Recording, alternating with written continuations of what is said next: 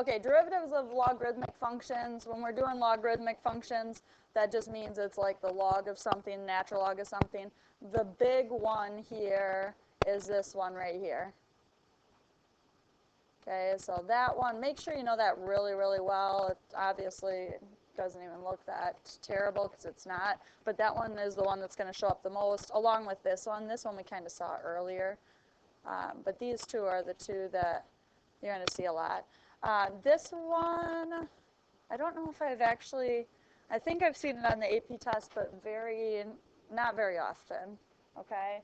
And this one here, I don't think I've ever seen on the AP test, but it'll be in your homework and on your quiz, okay? So all of these will be on your homework and your quiz, but these two are like, those two are like ones that you need to remember, and you'll remember them because you're going to use them a lot.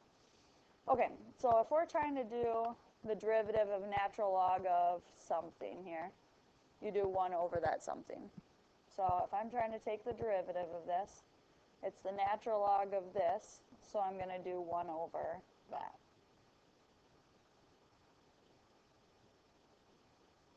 And then what else do I have to do? This is in parentheses, right? So what rule do I have to use? Chain rule. So you're going to multiply then by the derivative of the inside, which is what? 3x squared. And then I would just probably throw that 3x squared on top. Okay, so this is how I always teach it because otherwise there's just too many rules going on. The other way to think about this that our calculus book shows it is if you have y equals the natural log of g of x, then you do for the derivative, I shouldn't write it that way, that's not quite accurate. So if I do the derivative of that, you get g prime of x over g of x, which is what we just found, wasn't it? We took the derivative of that on top and then put that on the bottom. So if someone tells you just to do that, or you see that in a book somewhere or whatever, that's accurate. That's exactly what we did. It's just the chain rule part of it. Okay.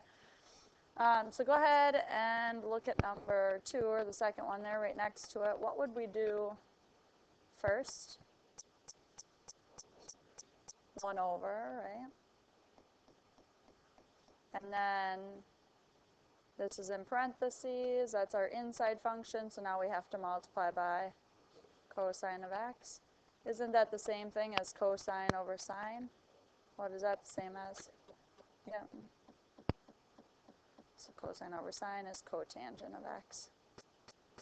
So that would probably be how you'd have to write it on like a multiple choice. That's one of the basic ones. Okay, so go ahead and think about the third and fourth one there. I'll give you a minute to try to get ahead there. Don't try the fifth one. That one gets kind of long.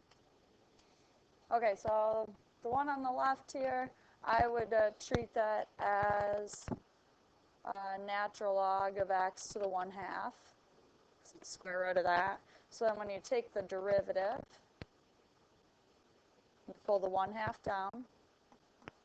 You'll leave the natural log x alone, and it's going to be raised to the what? -1/2. And then you multiply by the derivative of the inside. What is the derivative inside there? 1 over x. So if we're trying to clean that up, isn't everything in the denominator? So the only thing in the numerator now is 1. So the denominator has 2x and the square root of natural log x. Would the following students please step into the office? Bailey Kellogg, Jordan. Okay, the one on the right here, we're going to be using this one here, right? So my 10 is which value? A. So that means you're going to be putting, like a 10 there. That's just what we're taking the derivative of. So the 10 is going to go into the natural log spot, right? And then this back here is my x, so that's going to go out front. So when I take the derivative, I get 1 over, and instead of x, I'm putting that whole thing in there. And then natural log of 10. So questions on that part? What's the other part I need to do? Nope. Yeah, this is an inside function here. So you just do the derivative and you're leaving that inside alone, then you have to multiply by the derivative of the inside. So the derivative of the inside is cosine. So you could just put that in the numerator, couldn't you? And is there any more cleaning up than that? Not really. Natural log of 10 isn't anything nice, so I'm just going to go ahead and put that cosine up here. Questions on that at all? Okay. This one looks a little intense, right? So let's get this one started. Ideas on how to start.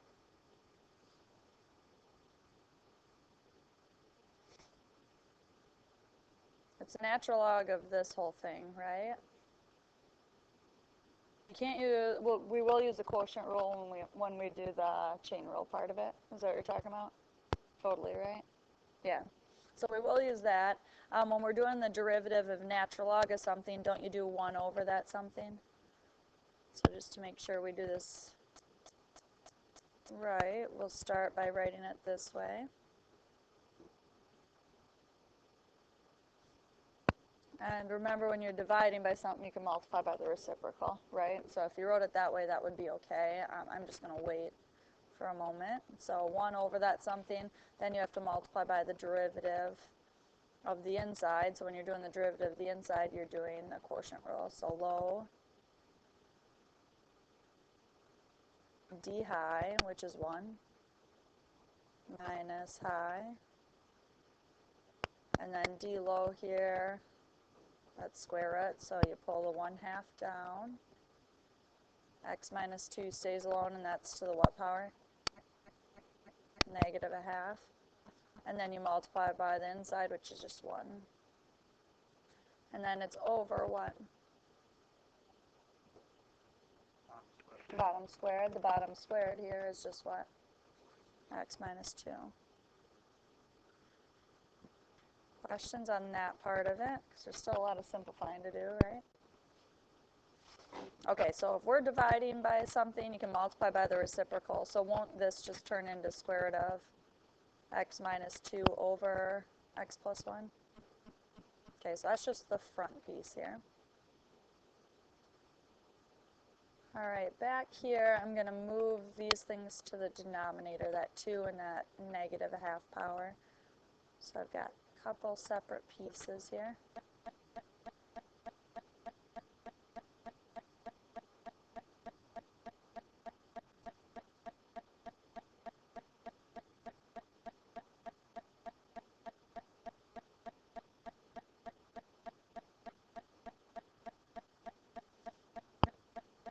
Who remembers the shortcut to simplify something with a fraction within a fraction? Okay, so what am I going to multiply? And I'm just talking about in the parentheses right now. So what am I multiplying the top by? Yeah, what the denominator is there. So 2 square root of x minus 2. You do that up here, and you do it down here. Questions so far? Okay, so I'm just doing that in the parentheses. So if I take this times this, what's that going to give me?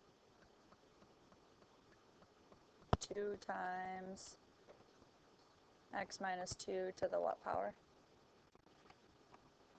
The first power, right? And square roots just go away. And then minus, and what happens when I do it back here?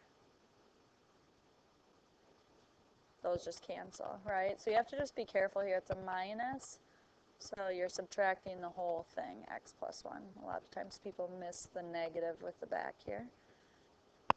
Then in the denominator, I've got 2 times x minus 2 to the what power?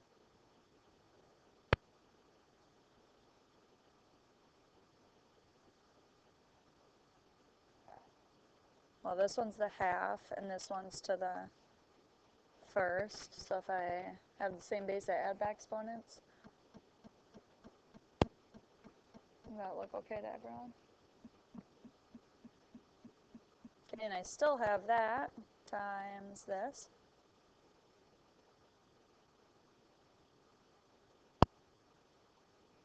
And this part of the numerator I can simplify. So I've got 2x minus 4 minus x minus 1. So what's that going to simplify to? X minus 5. So I've got x minus 5 over 2 times x minus 2 to the 3 halves. And then doesn't this just multiply to the top? Okay, so this is x minus 5 times x minus 2 to the half. And then this just multiplies to the bottom, so then I've got this x plus 1 there. Can I simplify it even more? Yeah, the x minus 2's will do what?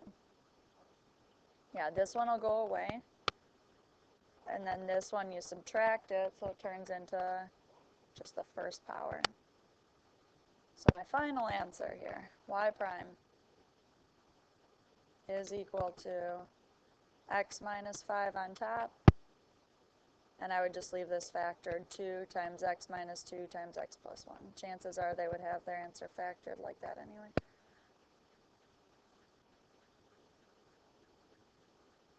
That was a fun one, wasn't it? On a very, very rare occasion, people see this before I point it out. Do you guys remember properties of logarithms? Because it says here we can differentiate 2 ways. So let's write the laws of logarithms off to the side or somewhere on your paper, or on the back maybe. There's a bunch of room on the back. Okay, if we're doing laws of logs, if I have the log of a divided by b, you guys remember how I can split that up? Yep, log of a minus the log of b. So what's the next one? A times b. So if you have a times b, you do what? Add them. And then the third one involves an exponent. So if we have log of a to the, we'll use like n power there, what happens with that exponent? It can come down front. Okay, so it becomes n times log of a. Okay, now this is the same for natural logs. Okay, logs, natural logs, all of that. So I'm just going to write that because the AP test, they use natural logs way more than logs. Okay, so same for natural log. When we learned these, I was in like Algebra 2, and we did more of log stuff than natural log stuff. And integrated, we did a lot of logs too. Okay, so let's go back to the beginning of this problem then. Do you see how this is the natural log of this divided by that? Couldn't I start by splitting this up? Now, I'm not doing a derivative when I do that, but that's just simplifying the problem, so when I have to take the derivative, it'll be easier. So if I split that up because it's division, that's like the log of a over b, that's going to turn into the natural log of x plus 1 minus, right? The natural log of x minus 2 to the half power. Does that look okay? And then if you're thinking about this one here, what can I do with that 1/2 power? Pull it out front. So let's do that. So this is still y. We haven't done any derivative yet. We're just making the derivative way easier. So now when I do the derivative, what is the derivative of natural log of x plus 1? 1 over x plus 1. And then back here I've got minus 1/2, that's just a constant. And then the derivative of natural log of x minus 2 is 1 over x minus 2. And the reason I don't have to worry about chain rule there is because the derivative, that's 1, right? Now, this might not look equivalent to that. What could you do if you needed to get it in this form?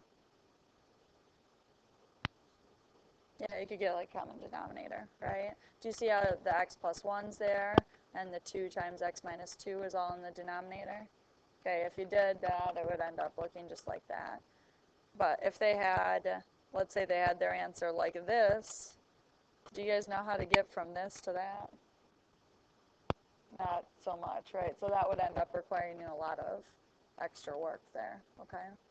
It's not typical on the AB portion of the AP test that they'll have you changing it, but with problems like this, it's just way quicker if you change it to begin with. So if you're doing your homework and you're like, oh my gosh, that's going to be really long and really hard to simplify, think about if you can use those laws of logarithms to help you.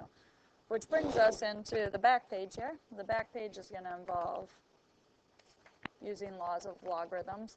So logarithmic differentiation, there's 3 steps. So take the natural log of both sides, and then you're going to use the properties of logarithms to simplify that. And then we're going to do implicit differentiation with respect to x, and then you're going to solve for y prime. Okay? So first step, take the natural log of both sides. So we're going to do natural log of y equals natural log of that mess. And I'm just going to rewrite this as x squared plus 1 to the half.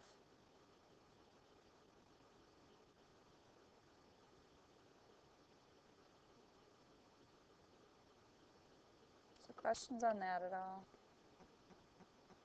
Okay, step is what? Use our properties, right? So the left-hand side obviously doesn't need properties done to it. But the right-hand side, that division is going to turn into what? Minus. This is a multiplication on the top, so that's going to turn into plus, right? So we'll do one kind of step at a time here. So this is natural log of x to the 3/4. Are we okay doing the plus right away? Not so much? Let's just wait.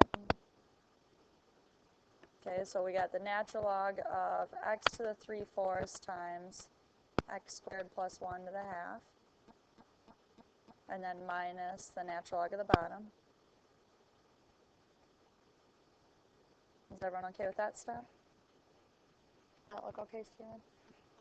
Okay, now here, do you see how this is being multiplied? So if you're multiplying, then you can split that up and add them, okay? And once you do more of these, those laws of logs kind of come back to you quick.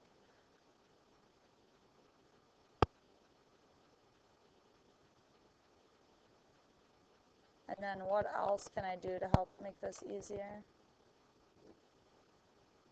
Move the x down front, right? Can I split this up? Some people get confused on that. They think x squared plus 1, I can split that up somehow. No, that's one piece together, right? So don't try to do more than the laws allow there. Okay, so we got natural log of y equals 3/4 natural log of x plus a half natural log of x squared plus 1 minus 5 natural log of 3x plus 2. Okay, so that's all in step 1. Then step 2 is to take the derivative. So when we're taking the derivative of this, we're going to have to use implicit. So derivative of natural log of y is going to be what? Your attention, please, staff. Okay, so the derivative of natural log y, 1 over y. And then whenever we take the derivative of y, we need dy dx. Okay, that 3/4 will stay out front. Derivative of natural log x, 1 over x. Then we've got a half. And the derivative of natural log of that will be 1 over that times what? Times 2x. Now, if you want to put that in the numerator, you can. Or if you want to put it out back, you can. and minus 5. And the derivative of natural log of this will be 1 over that times what? 3. So I'll switch my numerator there to 3 just to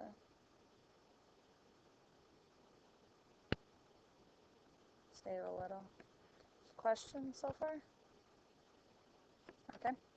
So I've got 1 over y dy dx. We'll just clean it up a little bit.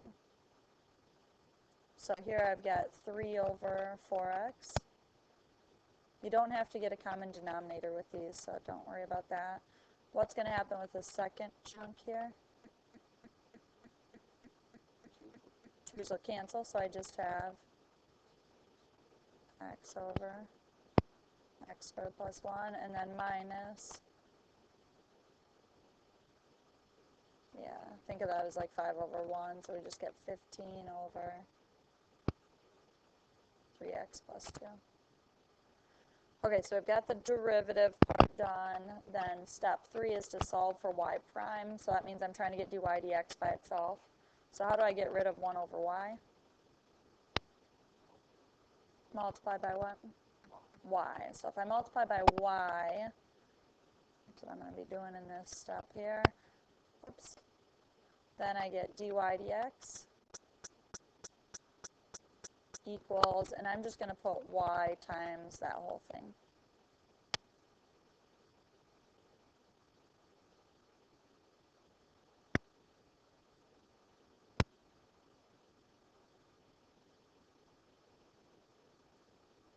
Questions on that?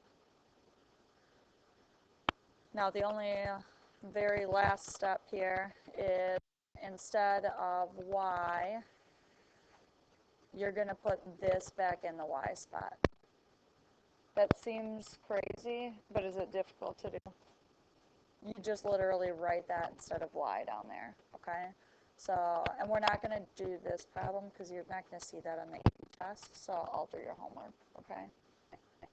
So instead of y there, we're just going to plug that y back in. So that y was, what, x to the 3/4. Make sure I got it right here.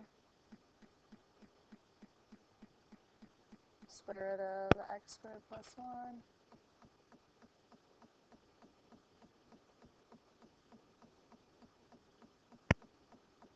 Over 3x plus 2 to the 5th. Does that look right? And again, you don't have to worry about trying to simplify this. This is how the answer key answers are going to look. So.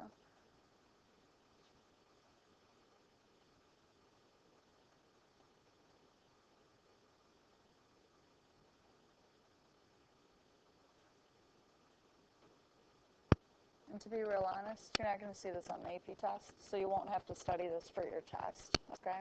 You will have to do this for your quiz, though, so get some bonus points for your test.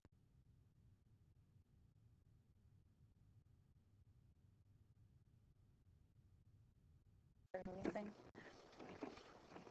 So questions on that?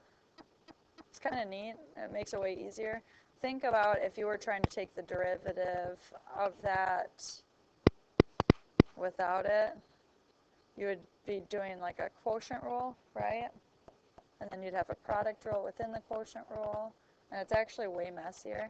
Now, the reason that we need a logarithmic differentiation is for problems like this.